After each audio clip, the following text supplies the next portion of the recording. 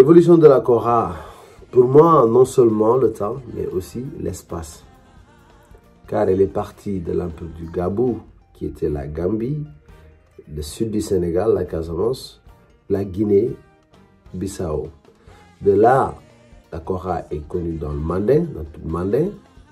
L'empire du Mandin, la Kora est partie dans les cours royales et impériales en allant participer, se placer dans la vie des habitants de l'Afrique de l'Ouest, dans les moments très importants aussi pour eux, comme les cérémonies des baptêmes et des mariages, ainsi de suite. De là, la Kora, petit à petit, au fur et à mesure du temps, elle est partie plus loin que ça. Elle a quitté, elle a voyagé en allant vers les dehors des frontières de l'Afrique de l'Ouest.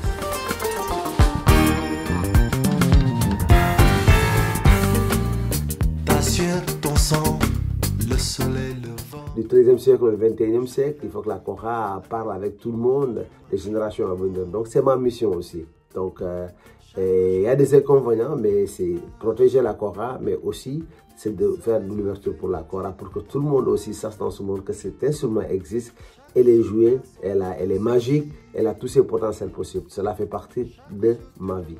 C'est vrai que ça a beaucoup changé, l'expérience que j'ai eue très petit, d'avoir l'apprentissage autour des jours de Kora à la maison, à la façon traditionnelle qui était un outil pour moi de faire ma formation. C'est vrai que plus en plus, on ne les trouve plus en fait dans des pays au Sénégal, ou au Mali, ou ainsi de suite, ou en Guinée, en Afrique de l'Ouest en général.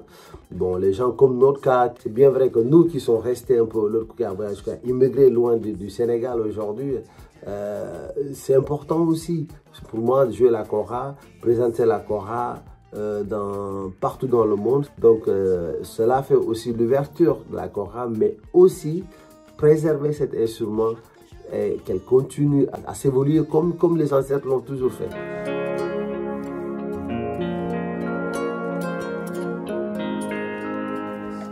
Il y a un proverbe que mon grand-père disait. L'idée, il faut toujours prévoir de ne pas mourir avec le savoir que tu as.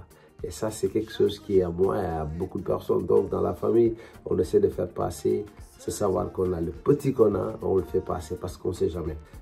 C'est bien vrai que beaucoup tourné en Europe, aux États-Unis, en Asie, ainsi de suite, dans tout le coin du monde, mais moins de concerts dans le continent africain. Et c'est ça, c'est pour moi, c'est important et cela me va droit au cœur. C'est un devoir de revenir au pays, de présenter ce que j'ai appris, de partager, pardon, ce que j'ai appris, mais aussi de me reprendre encore avec mes frères et sœurs qui sont toujours là et de partager des moments de concert avec eux comme je le fais partout dans le monde.